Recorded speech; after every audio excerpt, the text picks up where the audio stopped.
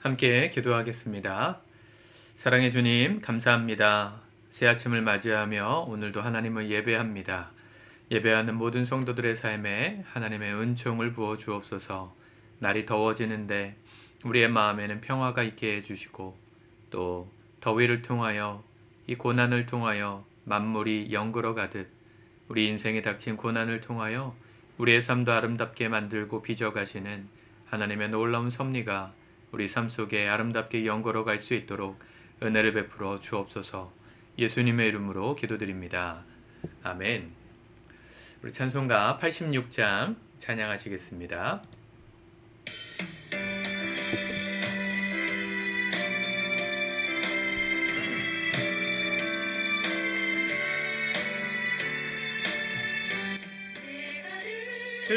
의지하는 예수, 나의 상처 입은 심령을 불쌍하게 여기사 위로하여 주시니 미쁘신 나의 좋은 친구.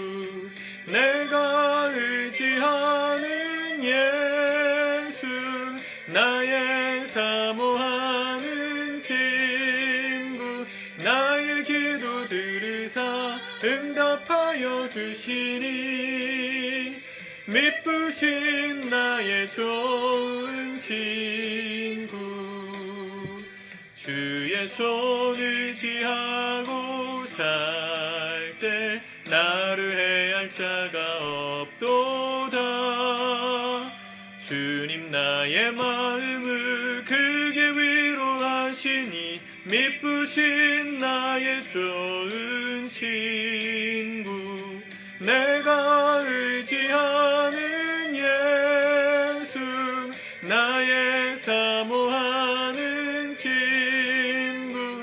나의 기도 들으사 응답하여 주시니 미쁘신 나의 좋은 친구.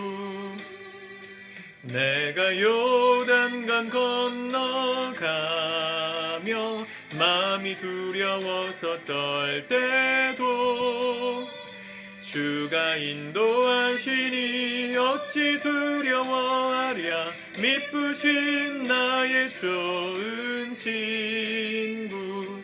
내가 의지하는 예수, 나의 사모하는 친구. 나의 기도 들으사 응답하여 주시니 미쁘신 나의 좋은 친구.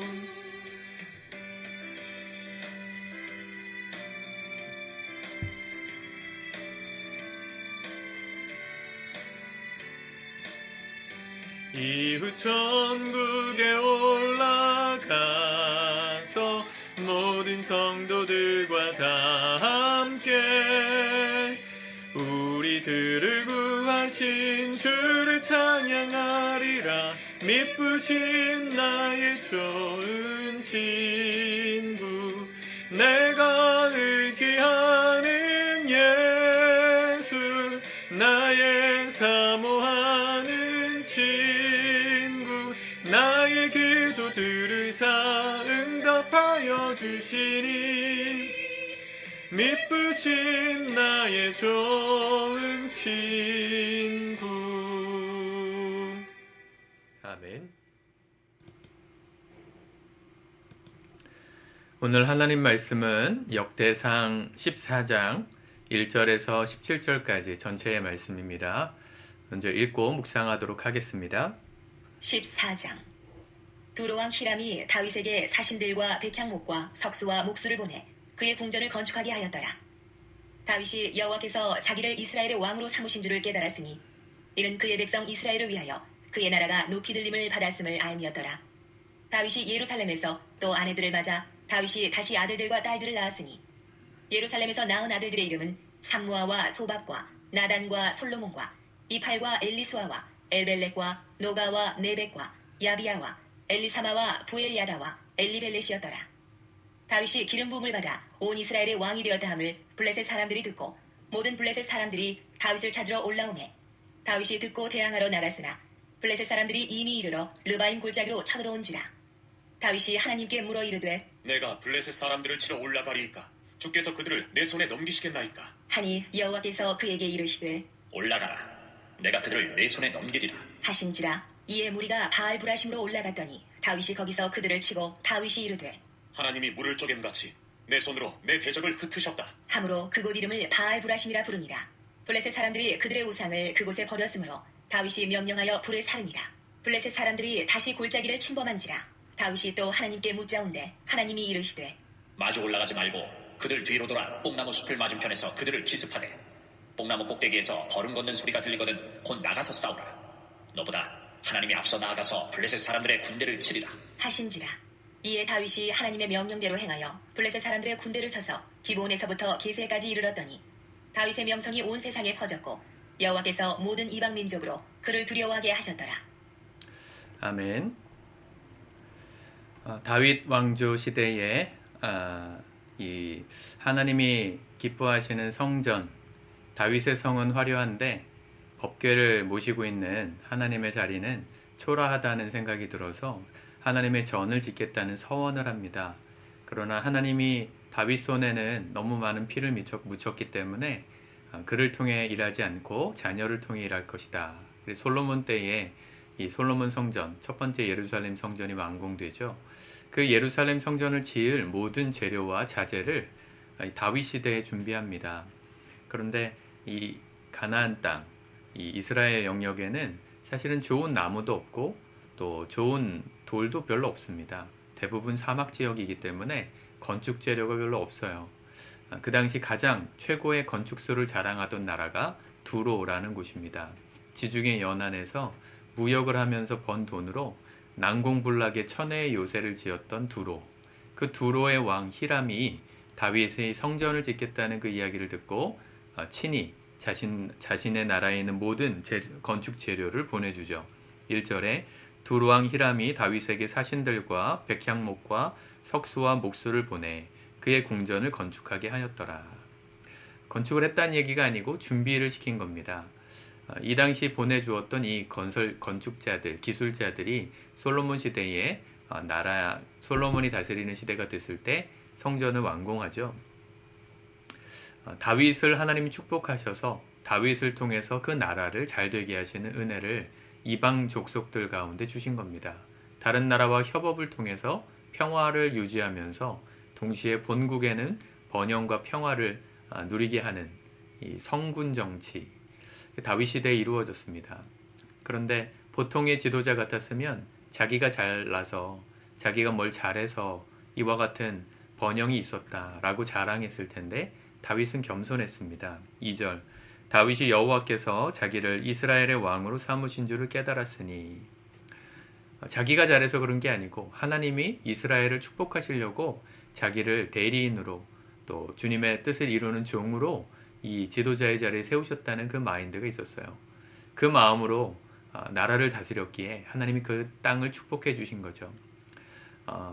이 녹화를 하는 날은 대선이 끝난 다음 날입니다. 대통령이 당선이 됐더라고요. 이재명 씨가. 이재명 대통령 새로운 정부가 출범했는데 바라기는 새로운 정부의 리더는 다윗 같은 사람이기를 진심으로 바라봅니다. 내가 잘해서, 내가 탁월해서, 내가 무언가를 뛰어나서 이 나라를 바꾸겠다. 그 마음을 내려놓고 겸손히 기도하며 하나님께서 나를 이 나라를 세우기 위한 도구로 삼아주신 것 뿐이구나. 나의 능력 때문이 아니라 이 나라를 사랑하셔서 하나님이 기도하며 나라를 다스리도록 나를 세우셨구나 하는 마음으로 나라를 이끌어갈 수 있기를 진심으로 바라봅니다. 또 8절에 보면 다윗이 기름 부음 받아 온 이스라엘 왕이 되었다 함을 블레셋 사람들이 듣고 모든 블레셋 사람들이 다윗을 찾으러 올라오매 다윗이 듣고 대항하러 나갔으나. 자, 다윗이 이 남유다와 북쪽 이스라엘 10지파를 다 통합해서 모든 전국을 통합하는 왕이 되었습니다. 그 얘기를 듣자마자 블레셋이 왜 전투를 일으켰을까요? 다윗이 왕이 되기 전까지 블레셋에 망명에 있었던 자였잖아요. 다윗은 위장하여서 사울의 칼날을 피해서 위장 잠입을 했었던 때가 있었잖아요. 그러니까 다윗이 왕이 되니까 블레셋이 지분이 있다고 생각을 한 겁니다. 그 과거의 다윗의 약점을 빌미 잡아서 무언가를 얻어내려고 전투를 일으킨 거죠. 이에 맞서서 대항하려고 다윗이 나갔는데 블레셋 사람들이 이미 르바임 골짜기로 쳐들어왔다 그랬어요. 르바임은 예루살렘 성전이 있는 곳에서 가깝습니다. 예루살렘 성 옆에 다윗성이 있었는데 굉장히 가깝습니다. 이 고대 전투에서는 높은 고지를 차지하는 게 전투에 있어서 굉장히 유리한 자리거든요.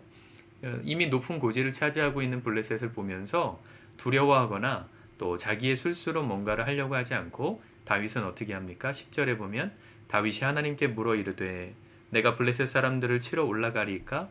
주께서 그들을 내 손에 넘기시겠나이까?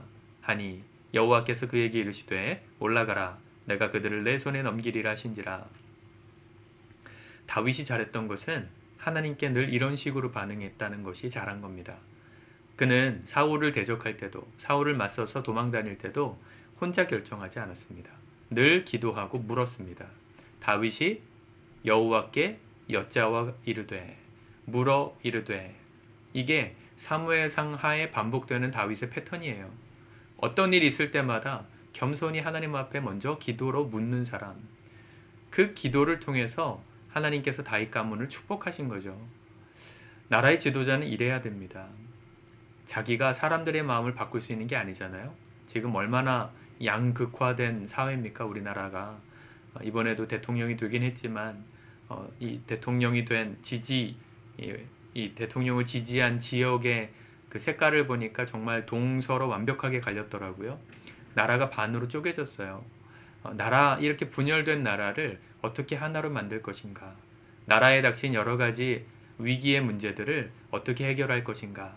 제일 첫 번째 자세는 기도하는 사람이 되어야 합니다. 두려울 때 기도하게 되는 거예요. 아이가 자기 힘으로 할 수 없다고 생각할 때 엄마 아빠를 찾잖아요. 그런 심정으로 역사의 주관자가 되신 하나님 앞에 기도하며 물을 수 있는 사람이 될 때 하나님이 이 나라의 대통령을 또 정치인들을 축복하시고 사용하셔서 기적 같은 일들을 이루시는 겁니다. 그 전투에서 하나님의 응답을 듣고 올라가서 이겼습니다. 그런데 13절에 보면 블레셋 사람이 또 한 번 침범하죠. 그때도 마찬가지로 14절 다윗이 또 하나님께 묻자온대 하나님이 이르시되 마주 올라가지 말고 기습하라 이렇게 말씀하셨어요. 다윗은 항상 이 패턴을 놓치지 않았습니다. 한 번 이겼다고 자만하지 않았어요. 또 한 번 그들이 쳐들어왔을 때도 처음과 동일하게 하나님 앞에 묻고 기도했어요. 기도하는 리더가 될 때 이 나라가 새로워질 줄 믿습니다. 여러분들 나라와 또 정치 지도자들을 위해서 기도하실 때 기도하는 사람이 그냥 무늬만 그런 사람 말고요. 주일날 그냥 성탄절에 교회만 한번 나가는 그런 종교인 말고 정말 하나님 앞에 무릎 꿇어 기도할 수 있는 사람, 그런 사람이 되기를 기도해 주시기 바랍니다. 이승만 대통령이 이 나라를 이끌어갈 때 이 일제 식민지로부터 나라를 독립시키고 첫 번째 초대 대통령이 되었을 때 6.25가 터지고 여러 가지 나라의 위기가 있었잖아요. 누가 봐도 공산화되는 나라였고 또 북한이 쳐들어왔을 때 일주일 만에 그냥 없어져도 무방했던 나라인데 그 수많은 과제들, 수많은 난제들을 이승만 대통령이 어떻게 해결해 갔을까? 그는 기도하는 사람이었습니다. 이런 얘기를 하면 이승만을 싫어하는 분들은 그가 뭐 기도하는 사람이 뭐 이렇게 잔인하냐, 독재를 했느냐라고 말씀하실지 몰라도 그가 이 나라의 위기를 극복하는 데 있어서 결정적으로 잘했던 일은 기도하면서 정책을 강구했던 거예요. 영부인이었던 프란체스카 여사가 쓴 자서전에 보면 자기는 남편의 얼굴보다 남편의 등을 더 많이 봤다 이런 기록이 나와요. 항상 밖에서는 사람들한테 희망을 말하고 국민들한테는 할 수 있다고 호소하고 나서 집에 와서는 골방에 들어가서 침대방에 무릎 꿇고 앉아서 머리를 숙이고 밤새도록 기도했다는 거예요. 하나님 이 문제를 어떻게 풀어야 합니까? 이 식민지로부터 갓 벗어난 이 나라의 정치적 혼란 어떻게 해결해야 합니까? 이 나라가 공산화되지 않으려면 어떻게 해야 합니까? 전쟁이 났는데 이 나라가 망하지 않으려면 어떻게 해야 하냐고. 하나님 나는 할 수 없습니다. 도와달라고.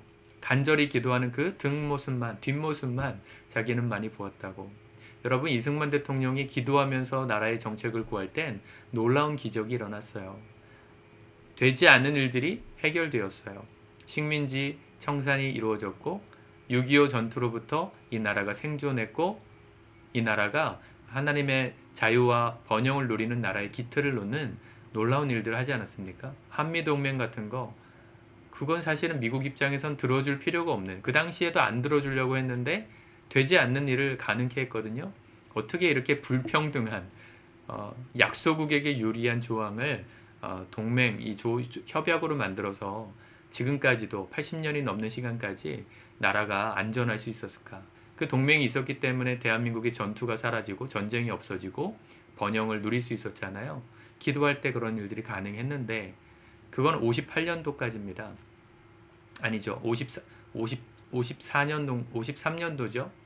53년에 6.25가 끝나고 휴전을 할 때 한미동맹을 맺었잖아요. 그때까지입니다. 그때까지는 기도했어요. 기도할 때 나라의 지도자가 하나님을 바라보며 그냥 쇼가 아니라 진짜 하나님을 의지하고 기도할 땐 이 나라가 기적같이 살아났는데 그가 부패하고 타락하기 시작했던 건 그 뒤예요. 그 뒤로부터는 기도했다는 흔적이 거의 없어요. 다윗도 비슷합니다. 다윗도 이렇게 지금 기도하고 겸손히 행할 때는 하나님이 기적을 베푸셔서 모든 열방으로부터 이 이스라엘이라는 나라가 강국으로 함부로 할 수 없는 나라라는 이미지로 온 땅의 명성이 자자하게 됐거든요. 17절에 그런 말씀이 나오죠. 다윗의 명성이 온 세상에 퍼졌고 여호와께서 모든 이방 민족으로 그를 두려워하게 하셨더라. 하나님이 안보를 책임져 주셨습니다. 불가능한 일들을 이기게 하셨어요. 기도할 때. 이승만도 그랬는데 기도하는 그 겸손을 잃어버리고 난 다음부터는 절대 권력의 맛에 취해서 독재를 하고 부정부패를 하고 부정선거를 조장하면서 나라가 아주 마지막이 비참해지지 않았어요? 다윗도 이렇게 태평성대 시간이 열기까지는 겸손했는데 전투가 사라지고 평화를 누리는 시간에 하나님께 기도하는 자리를 잃어버리고 타락하여서 죄를 범했죠. 누구나 넘어질 수 있는 죄이고 유혹입니다. 여러분, 어떤 한 사람의 한 면만 보시지 마세요. 그 사람의 일대기를 다 보셔서 배울 건 배우고 배우지 말아야 될 건 안 배워야 지혜인 겁니다. 부디 이번에 새롭게 출범하는 이재명 정부가 하나님 앞에 기도하는 정부가 되기를 위해서 기도해 주십시오. 안 되는 상황이 가능케 되는 기적이 열릴 것이고 자기의 힘으로 한 것이 아니라 하나님이 도와주셔서 이 나라 세워주셨다는 간증이 넘치는 나라 되기를 함께 기도해 주시기를 축복합니다. 기도하겠습니다. 하나님, 이 나라와 민족을 주님께 맡겨드립니다. 새로운 정부가 출범하였습니다. 부디 다윗처럼 하나님께 물으며 겸손히 하나님을 두려워함으로 나라를 통치하는 지도자 될 수 있도록 은혜 베풀어 주옵소서.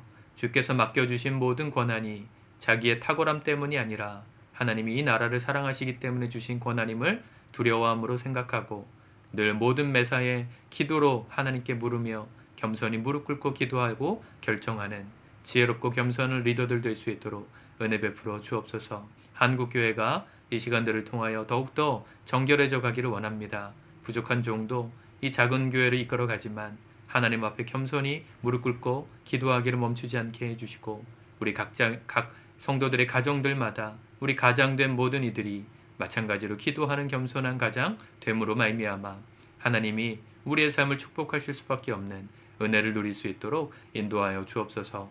예수님의 이름으로 기도드립니다. 아멘.